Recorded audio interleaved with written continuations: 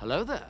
Hey there guys, Unofficial Star Wars here. Hope you're all doing well, and in today's video we're going to be talking about what exactly makes the Darksaber. What separates it from a lightsaber? What really makes this elegant weapon such an elegant weapon and so special? So, without further ado, let's hop right on into it. The first reason and explanation for why the Darksaber is such an elegant weapon, and what separates it and makes it so different from a lightsaber, is the fact that it was crafted from the first Mandalorian Jedi. Tarvizsla would go on to be the first Mandalorian and first Jedi, and furthermore the founder of the Darksaber and Mandalore. Not much is really known about this character, although we do know a little bit about his backstory from what we do know so far, coming from Star Wars Rebels and a little bit of Star Wars The Clone Wars. Tarvizsla would go on to craft this Darksaber years and years, thousands of years before the first event of the Skywalker saga, The Phantom Menace. The second reason for why the Darksaber is so special and what makes it different from a lightsaber is the way that the hilt is crafted. The hilt of the Darksaber is actually crafted from Beskar, unlike most normal lightsabers, which are just simply crafted from different metals. Because of this, the Darksaber is simply nearly indestructible, even from a lightsaber. It can't be cut in half. The third reason for as of why the Darksaber is different and so much more unique than a normal lightsaber is the fact, hence the name the Darksaber,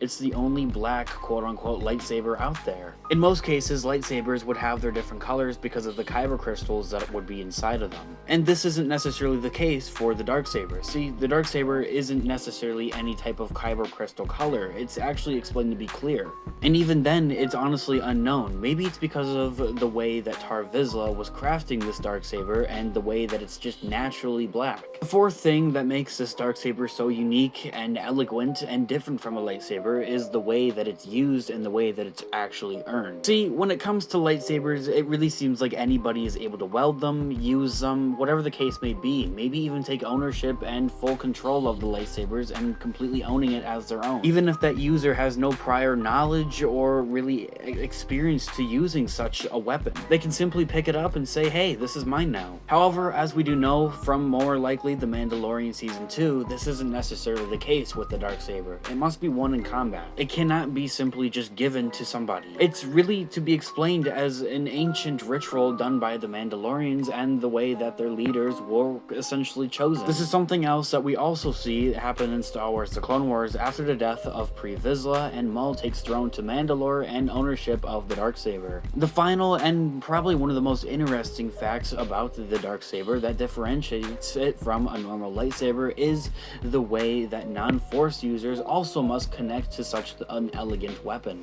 Now, of course, sure, it can be argued that essentially anybody can pick up a lightsaber and use it. However, the way that the colors of the kyber crystal are exactly chosen, especially when a Sith Lord is using a lightsaber, and the way that they're able to use their hatred and anger into bleeding the kyber crystal of their lightsabers to make the hilts, or rather the blades, red, can only really be done and accomplished by a Force user. Same thing vice versa. If we were to have a Force user, let's say a Jedi, come upon a pair of red lightsabers and want to bleed them back to a more natural color, such as white, as we see Ahsoka Tano do with her lightsabers, this is the case. They would essentially cleanse these kyber crystals and the blade of the lightsaber back to a white color.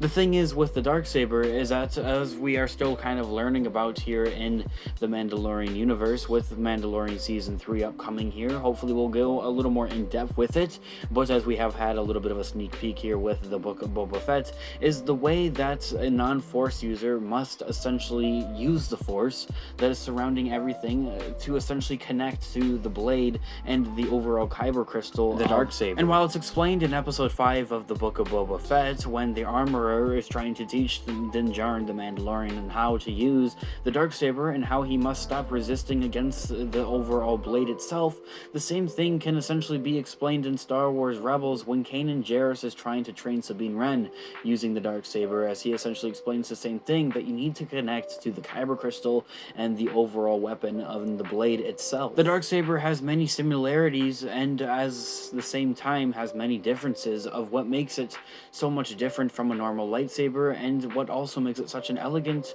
and honorable weapon at the same time. Thanks so much for watching today's video. If you did enjoy it, drop a like on the video as it really does help with the channel, and check out our Instagram Unofficial Star Wars for more Star Wars related content. Hit that subscribe button and notification bell if you haven't already to be notified when new videos do come out.